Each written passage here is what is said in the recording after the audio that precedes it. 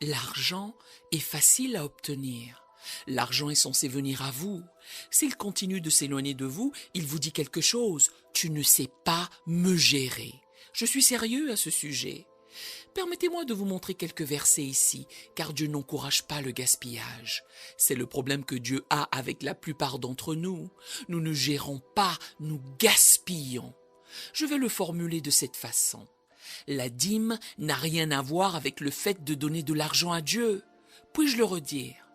La dîme n'a rien à voir avec le fait de donner de l'argent à Dieu.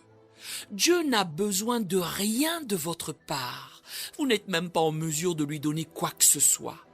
Tout ce qui est sur la terre lui appartient déjà. Il n'a besoin de rien de nous. Ainsi, lorsque Dieu met en place quelque chose, ce n'est pas qu'il soit à court de quoi que ce soit. La dîme et l'offrande sont le programme de formation à la gestion de Dieu pour l'humanité. Pourquoi est-ce si important? Dieu n'a pas besoin d'un centime de notre part. Pourtant, il nous certifie. 10% de tout est à moi. Nous ne pensons qu'à l'argent. C'est cela notre problème.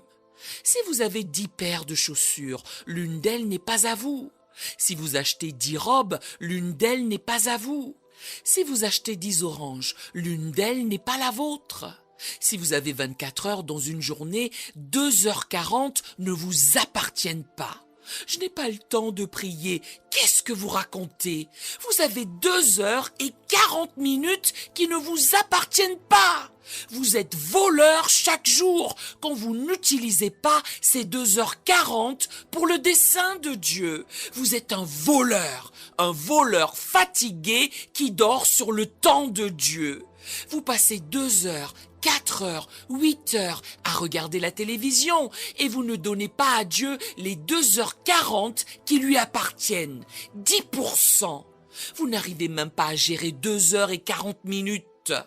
Vous essayez d'avoir de l'argent, or l'argent n'est pas le cœur de votre problème. La gestion l'est. Dieu pourrait à tout moment vous ordonner de faire don de la robe qui est dans votre placard. L'une d'elles n'est pas la vôtre. Par conséquent, la dîme et l'offrande ne sont pas une question d'argent, c'est une question de gestion. Dieu nous interroge. Êtes-vous capable de continuellement mettre de côté 10% de tout pour mes exigences? C'est la dîme. 100% de tout appartient à Dieu. Répétez ce que je viens de déclarer. 100% de tout appartient à Dieu. Si Dieu vous bénit d'un salaire de $1000, combien de ce montant appartient à Dieu? 1000. Ok, vous vous débrouillez bien, vous êtes intelligent. Maintenant, combien Dieu a-t-il ordonné de mettre de côté pour son travail? 10%. Combien en reste-t-il? 90%. Combien appartient à Dieu? Tout. Très bien.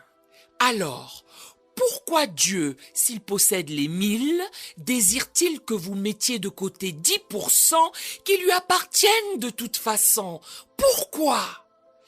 Parce qu'il ne s'agit pas d'argent. Il s'agit de votre capacité à le mettre de côté, votre volonté, votre contrôle, votre discipline à le mettre de côté. Il en a après votre discipline.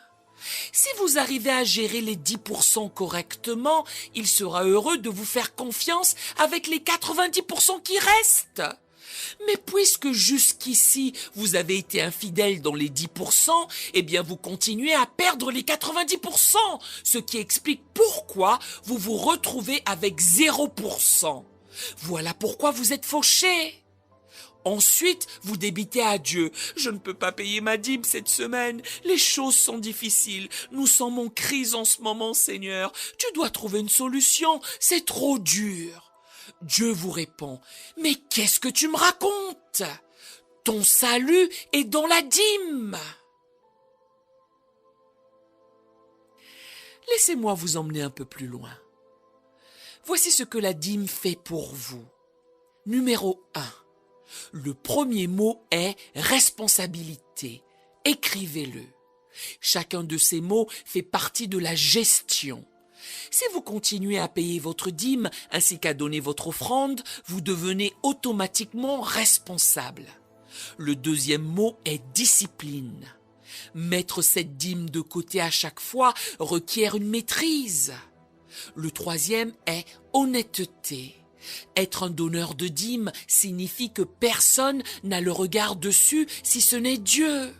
Il sait si vous la donnez ou pas, bien que vous mentiez à tout le monde. Dieu seul sait si vous avez payé vos 10%.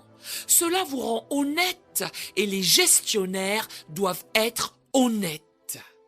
Le quatrième mot est assiduité, c'est-à-dire que vous vous appliquez constamment pour vous assurer que vous ne volez pas ces 10%. C'est ce que les gestionnaires sont censés faire. Le cinquième mot est fidélité. Oh mon Dieu, c'est ce qui ne va pas avec les gestionnaires, ils sont infidèles. Il faut de la fidélité pour donner sa dîme. Le sixième et dernier mot est digne de confiance. Pour gérer une dîme, Dieu doit vous faire confiance systématiquement. Je viens de vous donner les caractéristiques des gestionnaires. Ils sont responsables, honnêtes, appliqués, fidèles et dignes de confiance. Jésus un jour a montré une gestion de première classe. Un jour, il y avait 5000 personnes dans un champ, sans compter les femmes et les enfants. Ils avaient tous faim. Ils devaient de ce fait être environ 12 000. Il est sur le point de leur distribuer des ressources. Je voudrais que vous le voyiez à l'œuvre. Marc 6, verset 40. Et ils s'assirent par rangées de 100 et de 50. Ça, c'est de l'administration, de l'organisation. Verset 41. Il prit les 5 pains et les 2 poissons. Ça, ce sont les ressources. Et levant les yeux vers le ciel, vers celui à qui tout cela appartenait, il rendit grâce. Il l'a remercié de lui avoir permis d'utiliser tout cela. C'est de l'appréciation, ce qui veut dire que ça ne vous appartient pas, cela appartient à quelqu'un d'autre. Puis, il remplit les pains et les donna aux disciples afin qu'ils les distribuassent à la foule. Ça, c'est de la délégation, c'est de la gestion, c'est déléguer. Il partagea aussi les 2 poissons entre tous. Verset 42. Tous mangèrent et furent rassasiés. Ça, c'est le service client. Acclamez le Seigneur pour l'excellent service client qu'il a. Ils étaient tous rassasiés.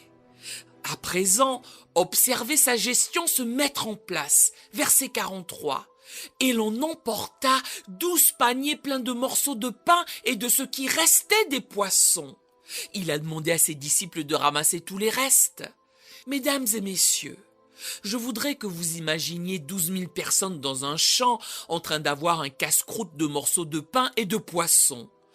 Comment récolter les restes de pain, de poissons ou d'arêtes de poissons dans l'herbe? Il leur a sommé de ramasser tout reste, chaque miette. Dans le livre de Matthieu, il leur dit « Ramassez tout ce qui reste et apportez-le-moi. Je ne veux rien gaspiller. » Ce pays est construit sur une culture du gaspillage et c'est entré dans l'Église. Qui va directement au buffet après le service quand il y a un agapé? Que faites-vous à ce buffet? Vous savez que l'assiette est trop petite pour ce que vous voulez faire. Vous l'empilez, vous vous asseyez à table et la moitié de ce que vous avez pris reste dans l'assiette. Vous êtes un mauvais gestionnaire et Dieu prend des notes. Rebecca gaspille de la nourriture. Ce n'est pas drôle. Il leur a fait ramasser les restes. Les restes n'étaient pas ce qui importait, c'était la leçon qu'il leur enseignait. Il ne faut pas gaspiller les restes. Quand on a débuté notre ministère, on avait un bâtiment beaucoup plus petit que celui-ci.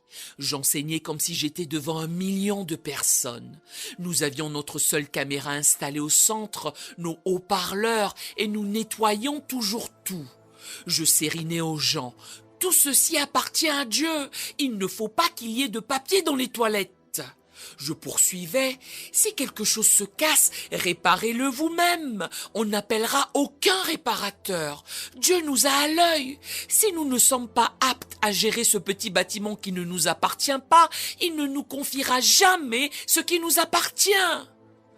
Nous avons démarré notre émission de télé nationale dans ce petit bâtiment. Nous avions converti notre petite estrade en plateau de télévision et avec la seule caméra que nous avions, nous la filmions sous différents angles pour avoir des plans de coupe variés. Nous utilisions tout ce que nous avions. Notre émission a été numéro 1 dans le pays pendant 10 ans. Quand les gens venaient voir où nous la tournions, ils étaient choqués. Ils nous demandaient « Vous l'avez tournée ici ?»« Oui, monsieur. » Ils continuaient. Nous imaginions que c'était un grand studio. Non, pas du tout. Nous avons juste un grand esprit. Exaltez le Seigneur pour la gestion. Je me souviens quand le Premier ministre est venu comme invité de notre émission. Il a dû passer par le petit centre commercial d'à côté avec tous les policiers et gardes du corps qui l'accompagnaient. Lorsqu'il est entré dans nos locaux, il s'est exclamé « Frère Miles, est-ce ici ?» J'ai répliqué « Oui, monsieur, c'est bien ici, c'est le studio. » Il a articulé « Je m'attendais à un emplacement plus grand. » J'ai rétorqué que j'avais un grand esprit. Il a affirmé « Vous avez très bien géré tout ça. » Voilà que le chef de mon pays se retrouvait sur notre minuscule plateau de télé pendant 1 heure, étant interviewé par moi dans ce petit bâtiment. Cette émission fut la plus regardée de l'histoire du pays. Tout a commencé par un petit endroit que nous avons géré. Aujourd'hui, nous avons construit le plus grand lieu de rencontre du pays. Nous en sommes propriétaires. Tout l'immeuble est à nous. Nous possédons 57 hectares sur la plage. Quand vous êtes fidèle envers ce qui appartient à un autre, Dieu vous donnera une possession qui vous est propre. Faites comme si c'était à vous. Dieu vous observe. Nous aimerions vous donner l'opportunité de faire de Jésus le Seigneur de votre vie. Voulez-vous bien prier avec moi? Dites Seigneur Jésus, je me repens de mes péchés. Viens dans mon cœur. Je fais de toi mon Seigneur et Sauveur. Et merci Seigneur pour le baptême du Saint-Esprit en moi. Dans le nom de Jésus. Par cette simple prière, nous croyons que le Saint-Esprit vous conduit sur le chemin de la nouvelle naissance. Allez dans une bonne église dont le fondement est la parole de Dieu, passez par les eaux du baptême et donnez à Dieu la première place. Nous espérons de tout cœur que ce message vous encouragera. Si vous connaissez quelqu'un qui puisse être encouragé, s'il vous plaît, envoyez-le lui pour nous aider à atteindre plus de gens et à propager l'évangile. Édifions le corps de Christ ensemble. Appuyez sur la cloche des notifications et merci infiniment de nous soutenir en vous abonnant à notre chaîne. N'hésitez pas à laisser vos requêtes de prière dans la section des commentaires. Sachez que même si vous ne voyez pas de réponse à votre requête, que ce soit sur YouTube, email, Facebook ou sur Messenger, nous avons prié pour vous. Nous invitons humblement le corps de Christ à soutenir chaque requête en écrivant une prière dans la section commentaires. Tenez-vous ferme dans la foi avec nous pendant que nous prions. Que la grâce et la paix du Seigneur Jésus-Christ soient avec vous tous et qu'il vous bénisse merveilleusement.